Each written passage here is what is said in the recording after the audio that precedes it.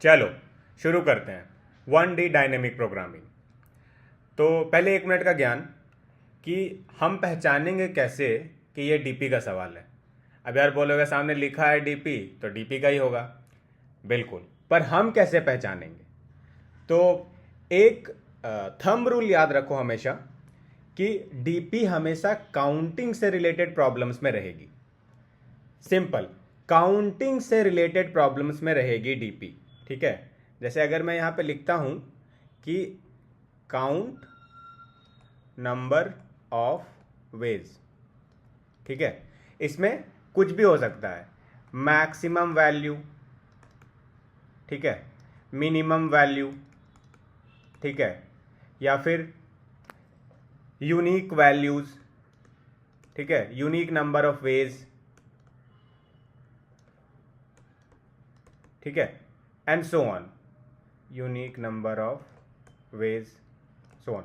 सो जहां पे भी काउंटिंग से रिलेटेड चीजें रहेंगी कि maximum number of ways, total number of ways, alternate number of ways, unique number of ways, इस तरह की चीजों में डीपी लगेगी, 1D डीपी लगेगी। यार ये गेम वही है कि जब अपन परमुटेशन कॉम्बिनेशन करते हैं, राइट, वहां पे भी जब हम परम्यूटेशन एंड कॉम्बिनेशन करते हैं, अरे ये जेई वाले दिन याद आ गए, ठीक है, तो परम्यूटेशन एंड कॉम्बिनेशन करते हैं, वहां पे भी नंबर ऑफ वेज फाइंड करते हैं, राइट।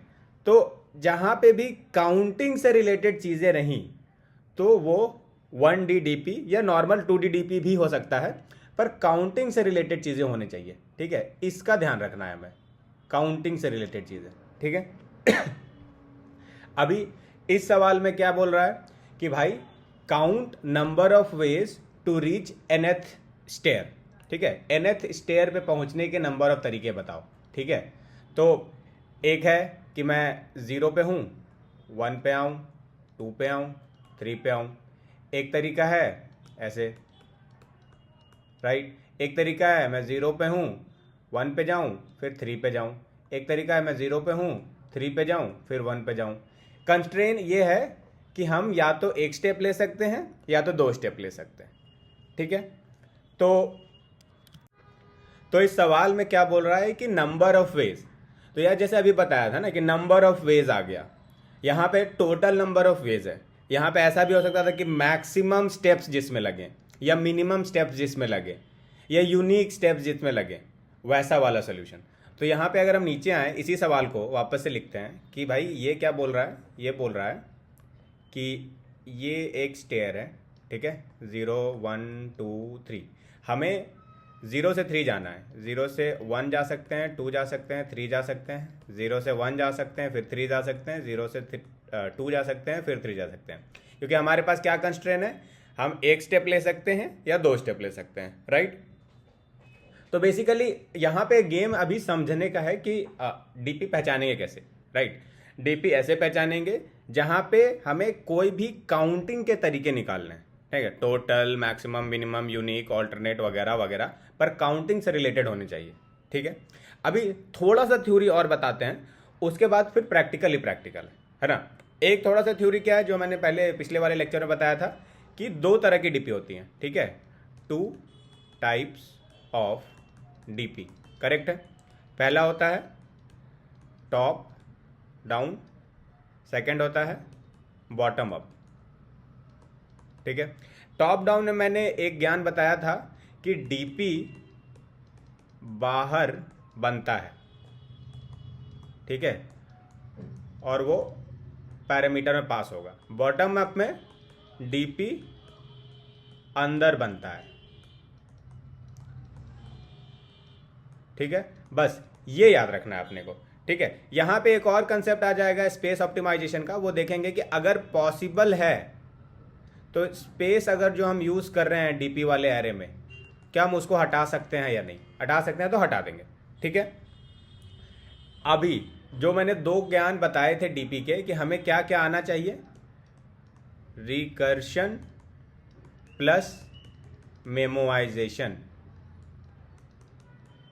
ठीक है, सिर्फ रिकर्सिव सॉल्यूशन लिखना है, मेमोइजेशन के स्टेप्स हैं वो निकाल लेंगे, सिर्फ रिकर्सिव सॉल्यूशन आना चाहिए हमें। ठीक है, ठीक है। रिकर्शन क्या है? रिकर्शन अगेन एक स्टैंडर्ड प्रोसेस है जो फंक्शन खुद को ही कॉल करता है, ठीक है। अगर मैं रिकर्शन का डेफिनेशन बोलूं तो एक ऐसा फंक्शन जो खुद को कॉल कर सकता है, फंक्शन कॉल्स इटसेल्फ, ठीक है, यही है रिकर्शन। 3 स्टेप हो जाते हैं रिकर्शन में, ठीक है। एक स्टेप होता है बेस केस, ये बेसिकली टर्मिनेटिंग केस होगा कि यहां पे आके डी पे रुक जाए, सॉरी रिकर्शन रुक जाए मेरा, ठीक है। सेकंड होता है कि find relation between big problem and small problem, ठीक है, big problem and small problem. ये सबसे इंपॉर्टेंट स्टेप है कि हमें बिग प्रॉब्लम और स्मॉल प्रॉब्लम का रिलेशन निकालना है, ठीक है। और फाइनली क्या करना है? रिटर्न कर देना है आंसर ऑफ बिग सॉल्यूशन और big problem, return answer of big problem, ठीक है। जैसे हमने अभी देखा था फिबोनाची वाले में, right, Fibonacci of N equals to Fibonacci of N minus one plus Fibonacci of N minus two, ये रिलेशन होता है। अगर मैं फिबोनाची वाला फंक्शन बनाऊं तो क्या बनेगा? फिबोनाची वाला फंक्शन बनेगा डिफाइन सॉल्व एन, ठीक है। इफ अगेन यहां पे आ जाते हैं, एक लिखूंगा बेस केस, एक लिखूंगा रिलेशन, फिर उसको रिटर्न करेंगे। ये 3 चीज़ ही लिखना है अपने को। तो बेस केस क्या होगा? अगर n less than equal to 1 होता है तो रिटर्न कर देते हैं हम, ठीक है, सॉरी रिटर्न 1 हो जाए, रिटर्न n हो जाएगा, ठीक है। अगर n less than equal to 1 है तो n रिटर्न कर देंगे, ठीक। नाउ सेकंड क्या है? Find relation between big problem and small problem. तो बिग प्रॉब्लम मेरा n है, स्मॉल प्रॉब्लम के बेसिस पे एक रिलेशन निकालना है। तो रिलेशन अपने पास है कि आंसर जो है वो मेरा मतलब इस nth वाले पास का जो आंसर है वो मेरा n माइनस वन और n माइनस टू पे डिपेंड करता है, करेक्ट है, ठीक है। तो ये मैंने सेकंड वाला पार्ट लिख लिया। जो सबसे इंपॉर्टेंट पार्ट होता है कि भाई रिलेशन निकाल लें कि स्मॉल और बिग में क्या है। तो जो बिग है उसका answer solve n minus one plus solve n minus two पे होता है, ठीक है। फाइनल स्टेप क्या है? रिटर्न कर लो बिग प्रॉब्लम के आंसर को। तो ये मेरा आंसर है, इसको रिटर्न कर लेना है, ठीक है। तो क्या करेंगे हम? रिटर्न आंसर, ठीक है। हो गया मेरा रिकर्शन, ठीक है। नाउ टॉप डाउन डीपी क्या है? टॉप डाउन डीपी इसी के अंदर छुपा हुआ है ना। हमें एक स्टैंडर्ड प्रोसेस फॉलो करना है। टॉप डाउन डीपी एकदम मक्खन की तरह निकलेगा, ठीक है। कैसे निकालेंगे टॉप डाउन डीपी? तो स्टेप्स लिख लेते हैं टॉप डाउन डीपी के, ठीक है। Steps of top down DP, ठीक है। पहला स्टेप क्रिएट डीपी एरे, ठीक है। ये तो एकदम बेसिक स्टेप है, ये बाहर डिफाइन होता है, डीपी वाले एरे को हम बाहर डिफाइन कर लेंगे, ठीक है। नाउ सेकंड स्टेप, ये बेसिकली जो सॉल्यूशन फंक्शन है उसके अंदर की बात चल रही है ना। जो रिकर्सिव वाला फंक्शन है ये वाला, इसके अंदर की बातें चल रही है। तो इसके अंदर की बातें, इसको लिख लो इनसाइड रिकर्सिव फंक्शन, ठीक है। इसमें पहला केस होगा if solution exists in DP array, क्या करेंगे? रिटर्न कर जाएंगे, सिंपल रिटर्न डीपी एन। नहीं, अगर मान लो नहीं है, ठीक है। एक तो है कि अगर एग्जिस्ट करता है, अगर एग्जिस्ट नहीं करता है, इफ सॉल्यूशन डजंट एग्जिस्ट, ठीक है, तब क्या करेंगे? तब हम करेंगे कि सॉल्यूशन को सॉल्व करेंगे फिर रिटर्न करेंगे। तो होगा solve the question and return, ठीक है। क्या करना है अपने को? वापस से रिपीट करता हूं कि भाई एक तो क्रिएट डीपी एरे बना लेंगे, ठीक है। उसके बाद अगर सॉल्यूशन एग्जिस्ट करता है डीपी एरे में तो उस सॉल्यूशन को रिटर्न कर लेंगे। अगर सॉल्यूशन एग्जिस्ट नहीं करता है तो भाई उसको सॉल्व करेंगे और फिर रिटर्न करेंगे। बस जैसे ऊपर यहीं पे दिखाता हूँ, ठीक है। ये रिकर्सिव सॉल्यूशन था। यहाँ पे डीपी वाला में क्या होगा कि एक तो पहले डीपी एरे पास होगा यहाँ पे, ठीक है, जो बाहर डिफाइन होता है, ठीक है। उसके बाद पहला केस यहाँ पे चेक कर लो भाई कि अगर डीपी वाला सॉल्यूशन एग्जिस्ट करता है, nth वाला सॉल्यूशन एग्जिस्ट करता है तो रिटर्न कर जाओ।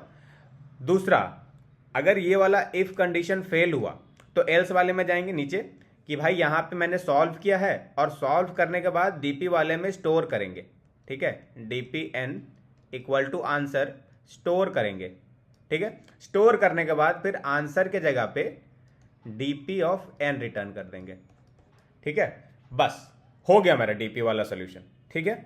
और इसका ही यूज करके हम बॉटम अप डीपी भी बनाते हैं। सिंपल ही है ना। यहां पे सिर्फ रिकर्सिव सॉल्यूशन लिखना आना चाहिए, उसके बाद गेम सिंपल है। 3 स्टेप रिकर्शन के होते हैं, base case, relation between big problem and small problem, और फिर return answer of big problem. ये हमने लिख लिया है तो फिर डीपी का तो सिंपल ही है ना। एक काम क्या करना है, डीपी का एरे बनाना है, उसके बाद चेक करना है कि क्या एरे में उसका सोल्यूशन है तो रिटर्न कर जाओ, नहीं है तो भाई सॉल्व करो, उसको स्टोर करो, फिर रिटर्न करो, ठीक है। जैसे इस वाले केस में यहाँ पे जो हमने क्वेश्चन लिया है, क्वेश्चन क्या है कि भाई मुझे nth स्टेप तक पहुँचने के तरीके चाहिए, ठीक है। या तो मैं एक जंप ले सकता हूँ या 2 जंप ले सकता हूँ, ठीक है। तो ये 0 है, 1 है, 2 है, 3 है, ठीक है, यही चाहिए। तो मेरे पास तरीके क्या हैं, तो मेरे पास जैसे मैं एन पे सोचना कैसे है, बेसिकली यही सवाल है ना कि डीपी में सोचना कैसे है। तो भाई रिकर्सिव सॉल्यूशन इसका सिंपली ऐसा आ जाएगा ना कि जो एफ ऑफ एन है, जो 3 है, ठीक है, यहाँ पे पहुँचने के कितने तरीके हो सकते हैं। या तो मैं यहाँ से जंप मारूंगा या तो मैं यहाँ से जंप मारूंगा, क्योंकि मेरे पास 2 ही ऑप्शन है ना, एक जंप मार सकता हूँ या 2 जंप मार सकता हूँ, करेक्ट है। तो मेरे पास जितने तरीके थे यहाँ पे आने के प्लस 1, और मेरे पास जितने तरीके यहाँ थे आने के प्लस 1, यही होगा, करेक्ट है। फिर से समझो कि भाई एन पे पहुँचने के कितने तरीके हैं। तो एन पे मैं या तो 1 जंप मार के आया हूँगा या तो मैं 2 जंप मार के आया हूँगा, ठीक है। तो अगर 1 जंप मार के आऊँगा तो यहाँ से आऊँगा, तो यहाँ पे जितने तरीके थे प्लस 1, सिमिलरली यहाँ पे जितने तरीके थे प्लस 1, यही तरीके हो सकते हैं ना। तो मैं इसको वापस बोल दूं, F of N minus 1 plus F of N minus 2, game हो गया, यही है ना बात। तो यार देखो, यहाँ पे अगर एन के तरीके से नहीं सोच सकते हो तो भाई डरना नहीं है, ठीक है। बेस केस के नज़दीक से सोचो, दिल पे लेने की बात नहीं करे, मैं तो एन नहीं कर पा रहा हूँ, ऐसे कैसे होगा यार, धीरे धीरे जाएंगे ना। अभी अगर मैं एफ ऑफ 3 समझूँ केवल, एफ ऑफ 3 समझूँ केवल, ठीक है, एफ ऑफ 3 मेरा क्या हो सकता है, एफ ऑफ 2 हो सकता है और एफ ऑफ 1 का सम हो सकता है। क्यों? क्योंकि मैं या तो सेकंड से पहुंचूंगा 3 पे या तो फर्स्ट से पहुंचूंगा 3 पे, और कोई तरीका है क्या? नहीं है ना, ठीक है। सिमिलरली एफ ऑफ 2 समझो, एफ ऑफ 2 क्या है, एफ ऑफ 2 पे मैं या तो फर्स्ट से पहुंचूंगा या तो 0 से पहुंचूंगा, ठीक है, यही हो सकता है। नाउ एफ ऑफ 1 क्या होगा, एफ ऑफ 1 या तो एफ ऑफ 0 से ही पहुंच सकता हूँ, नीचे से थोड़ी पहुंच जाऊंगा, ग्राउंड से ही जाऊंगा ना, खोदना नहीं है यहाँ पे कुछ, ठीक है। और फाइनली एफ ऑफ 0 होगा 1, ये है बेस कंडीशन। अब यार मैंने बहुत जगह देखा है ना, एफ ऑफ 0 पे लोग कंफ्यूज हो जाते हैं कि भाई एफ ऑफ 0 पे 1 कैसे हो रहा है, मैं ग्राउंड पे हूं और ग्राउंड पे पहुंचने का एक तरीका कैसे है, ठीक है। तो यार देखो, ये अगेन परमुटेशन कॉम्बिनेशन वाला एक एग्जांपल देता हूं, ठीक है, उससे याद समझ में आएगा। मेरे पास 3 बॉल है, ठीक है, ग्रीन, ब्लू, रेड। मैं बोलूंगा भाई एक बॉल चूज करने का तरीका बताओ, ठीक है। तो या तो मैं ग्रीन ले सकता हूं या तो ब्लू ले सकता हूं या तो रेड ले सकता हूं, ठीक है, 3 तरीके हैं मेरे पास। अभी मैं बोलूंगा मुझे 0 बॉल लेने के तरीके बताओ, 1 बॉल का 3 था, ठीक है, 0 बॉल लेने के तरीके बताओ। तो भाई 0 बॉल लेने का एक ही तरीका है ना, कोई भी बॉल ना लूं, खत्म हो गया। तो ये एक तरीका है ना भाई, कुछ भी नहीं लेने का एक तरीका है ना। वैसे ही समझो यहाँ पे कि भाई 0 पे हूं, 0 पे ही रहने का एक तरीका है, ये बेस केस है।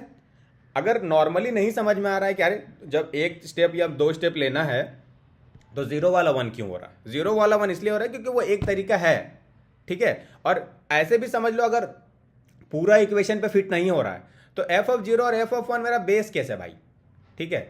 अगर वैसे नहीं समझ में आता है तो। और ऐसे समझना है तो समझ लो कि भाई जीरो है, जीरो पे ही पहुंचना है, एक तरीका है। एक है, एक पे पहुंचने का सिर्फ एक ही तरीका है, जीरो से आ जाऊंगा। ठीक है, तो ये सीन है। ठीक है, ये सीन है। अभी अभी इसको सॉल्व कैसे करेंगे? सॉल्व ऐसे करेंगे, यार तुमने सॉल्व कर लिया ऑलरेडी। ये जो रिकर्सिव सॉल्यूशन लिखा ना, यहीं पे हो गया solve. Base case, relation between big and small, और रिटर्न आंसर। ठीक है, यहाँ पे बेस केस लिख लिया अपन ने, उसके बाद relation between big and small, उसके बाद रिटर्न आंसर। यही करना है। चलो इसको बनाते हैं, तब मजा आएगा। ठीक है, चलो। तो क्या कहता है सवाल? सवाल करता है कि you are climbing a staircase, it takes n steps to reach the top, each time you can either climb 1 और 2 स्टेप्स। ठीक है, in how many distinct ways you can climb to the top. Again how many ways, right, counting वाली बात आ गई। Counting वाली बात का मतलब डीपी लग सकता है। ठीक है यार, देखो सॉल्यूशन तो हमने पहले ही निकाल लिया है। यहाँ पे क्या लिखा है? यहाँ पे जो हमने बनाया है कि भाई एक बेस केस होगा, एक सॉल्यूशन बिग और स्मॉल का सॉल्यूशन निकलेगा, और फिर उसको रिटर्न कर देंगे। ठीक है, यही करना है तो कर लेते हैं। एक सॉल्व का फंक्शन ले लेते हैं अपन। ठीक है, क्या करेंगे? Base case if n less than equal to 1 है, ठीक है, रिटर्न कर लेंगे 1 को। करेक्ट है। नाउ जो आंसर है मेरा, solution relation between big and small, तो relation between big and small क्या है? n-1 प्लस n-2, यही है। ठीक है, और फाइनली रिटर्न कर लेते हैं सॉल्यूशन को। ठीक है, यही करते हैं अपन, यही करते हैं। अभी इस फंक्शन को हम कॉल कर लेंगे। ठीक है, चेक कर लेते हैं क्या सीन है। गलत आंसर आ गया है। क्यों गलत आंसर आ गया है देख लेंगे। यहाँ पे हमने, हाँ, रिटर्न ही तो नहीं किया है भाई, रिटर्न तो करो।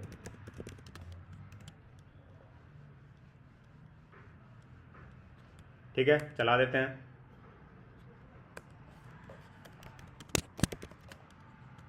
चलो ठीक है, ये क्या हो गया? नहीं चला क्या?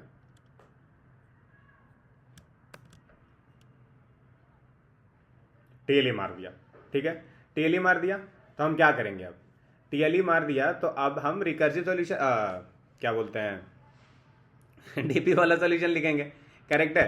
तो यार एक काम करते हैं, यहाँ पे हम टॉप डाउन डीपी का अप्रोच लगाते हैं। ठीक है, टॉप डाउन डीपी क्या होगा? टॉप डाउन डीपी होगा मेमोइजेशन। ठीक है, मेमोइजेशन। हमने क्या लिखा था? हमने लिखा था कि भाई क्रिएट अ डीपी अरे।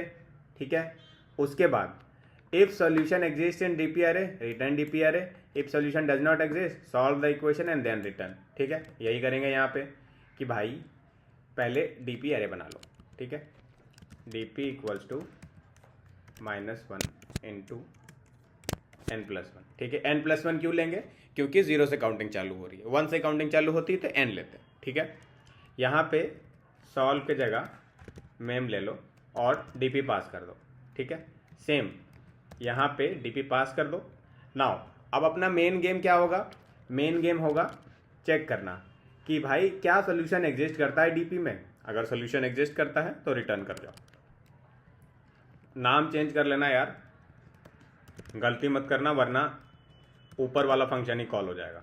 ठीक है, तो जो वाले फंक्शन पे जा रहे हो उसी फंक्शन का नाम रखना। ठीक है ना। गेम क्या है कि भाई अगर सोल्यूशन एग्जिस्ट करता है तो रिटर्न कर जाओ। तो बेस केस के बाद if dp of n not equal to -1, ठीक है, रिटर्न कर जाओ dp n को। ठीक है, दूसरा क्या बोलता है? अगर सॉल्यूशन एग्जिस्ट नहीं करता है तो सॉल्व करो और फिर रिटर्न करो उसको। ठीक है, तो हम यहाँ पे वापस जाएंगे, आंसर हमने निकाल लिया है। ठीक है, रिटर्न करेंगे dp of n equals to answer और रिटर्न dp ऑफ n। ठीक है, यही होगा। एक बार इसको चला के देख ले। ऊपर वाला कमेंट हमेशा कर देना। ठीक है, कभी कभी गलती से भूल जाओगे तो ये वाला ही पास रह जाता है। ठीक है, तो बस एज अ सेफ्टी मेजर ऊपर वाला हमेशा कमेंट कर देना। ठीक है, क्या हो गया? DP is not defined. अरे इसको क्यों कमेंट कर दिया हमने? ठीक है, ये चल गया है, बढ़िया चल गया ये भी। ठीक है, अब आते हैं टैब्यूलेशन पे। ठीक है, टैब्यूलेशन क्या बोलता है? टैब्यूलेशन ये बोलता है कि भाई तुम ऊपर से नीचे आ गए हो, ज़रा नीचे से ऊपर भी आओ। क्या? नीचे से ऊपर भी आओ। तो नीचे से ऊपर आना है अपने को। टैब्यूलेशन का गेम में हमने क्या बोला है कि भाई डीपी बाहर नहीं बनेगी, डीपी अंदर ही बनेगी, है ना। तो हम नीचे से देख देख के जो डीपी बनाई थी ना वो वापस से बनाते हैं। बेस केस जो है वही रहेगा, बेस केस नहीं हिलेगा। ठीक है, हमने क्या बनाया था नीचे? हमने बनाया था डीपी, वही सिंपली यहाँ पे आके चिपका देंगे। ठीक है, आ गया, चिपक गया। नाउ इसमें क्या है कि भाई बेस केस में लेस देन इक्वल टू 1 पे 1 रिटर्न करते हैं। ठीक है, तो ये चीज़ यहाँ पे लिख दो, डीपी ऑफ 0 1 है, डीपी ऑफ 1 1 है। ठीक है, अब हम उसके बाद क्या बोल रहे हैं? अब हम उसके बाद बोल रहे हैं, इसको ज़रा यहाँ पे समझ लेते हैं कि भाई अभी तुम n से 1 के तरफ गए, 0 के तरफ गए, राइट, मतलब n से 3 2 1 0 ऐसे गए। ठीक है, तो ये था टॉप डाउन, ऊपर से नीचे आ रहे हो। ठीक है, अभी हमको बॉटम अप करना है। तो बॉटम अप करना है तो बॉटम अप में कहाँ से जाएंगे? बॉटम अप में नीचे से ऊपर जाएंगे। ठीक है, बॉटम में अगर हम 0 का सोल्यूशन निकाल लिए और 1 का सोल्यूशन निकाल लिए तो अब हम 2 3 4 की तरह n तरफ चले जाएंगे। हमें बेस केस पता होना चाहिए। ठीक है, बॉटम अप में नीचे से ऊपर जाते हैं, टॉप डाउन में ऊपर से नीचे जाते हैं। ठीक है, यही गेम है। चलो यहाँ पे अगर हम वापस आ जाएं और टैब्यूलेशन पे फोकस करें तो टैब्यूलेशन क्या बोलता है कि भाई नीचे से ऊपर आओ। 0 और 1 हमने सॉल्व कर लिया है, बाकी के लिए सॉल्व कर लो। फॉर i इन रेंज 2 से n+1। ठीक है, क्या जो ऊपर लिखा है ना उसी को छाप छाप के चेंज करना है, कुछ अलग से दिगान नहीं लगाना है। ठीक है, तो यहाँ पे क्या बोल रहे हैं भाई साहब? ये बोल रहे हैं कि answer equal to mem of this this this. ठीक है, समझो यहाँ पे nth पास था तो n-1 और n-2 ये दो एलिमेंट पे डिपेंड करता है। यहाँ पे ith पास है तो i-1 और i-2 पे डिपेंड करेगा। ठीक है, और दूसरा चीज़ ये dp में हम बदल देंगे। ये जो पास है इस पास में हम dp के एलिमेंट में बदल देंगे इसको। ठीक है, खत्म। जो फंक्शन कॉल था उस फंक्शन कॉल को रिप्लेस कर दिया dp के एलिमेंट से, बस यही है। सिमिलरली यहाँ पे भी dp of i equals to answer हो जाएगा। ठीक है, और फाइनली हम रिटर्न कर देंगे, सेम ही एलिमेंट को रिटर्न करेंगे जो मेमोराइजेशन में किया था, है ना। ये हमेशा थंब रूल याद रखेंगे कि जो हमने मेमोराइजेशन में किया है, जो भी रिटर्न किया है, सेम चीज़ रिटर्न होगा टैब्यूलेशन में। ठीक है, तो एक बार हम टैब्यूलेशन को भी चला के देख लेते हैं। ठीक है,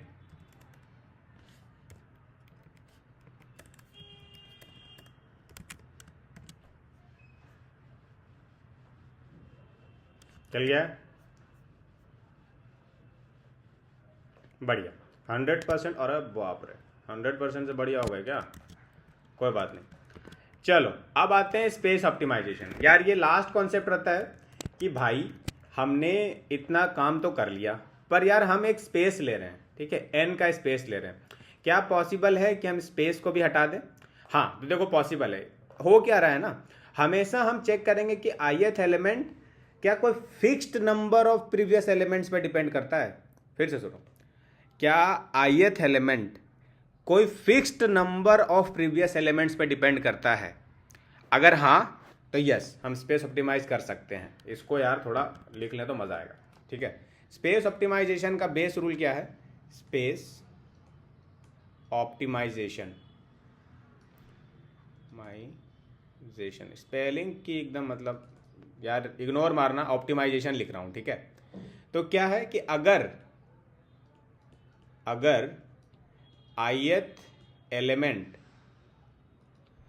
fixed number of previous elements पे डिपेंड करेगा, प्रीवियस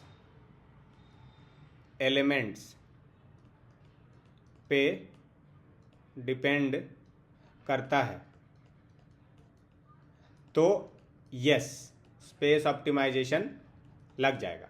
ठीक है, कैसे लगेगा यहाँ देख लेते हैं कि भाई जो पहला वाला एलिमेंट है उसको मैं प्रीवियस 1 बोल दूंगा, दूसरा वाला जो एलिमेंट है उसको मैं प्रीवियस 2 बोल दूंगा, और यहाँ पे गेम वही रहेगा।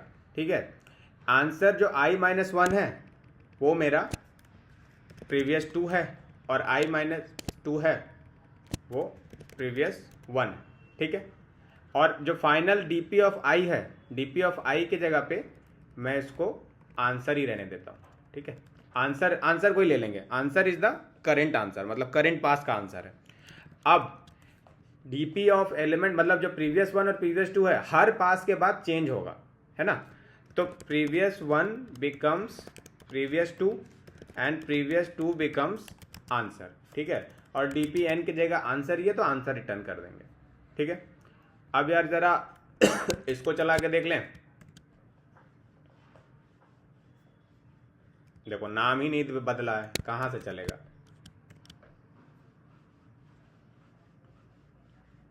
ठीक है, चल गया है। चलो अति सुंदर।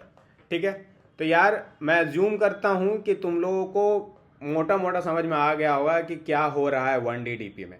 ठीक है, सिंपल ही है, रिकर्सिव सॉल्यूशन आना चाहिए, बाकी हो जाएगा। ठीक है, रिकर्सन के अंदर ही घुसा हुआ है पूरा का पूरा डीपी। ठीक है, रिकर्सन के स्टेप्स बता दिए हैं, डीपी में कैसे रिकर्शन के अंदर खोजते हैं डीपी वो बता दिए।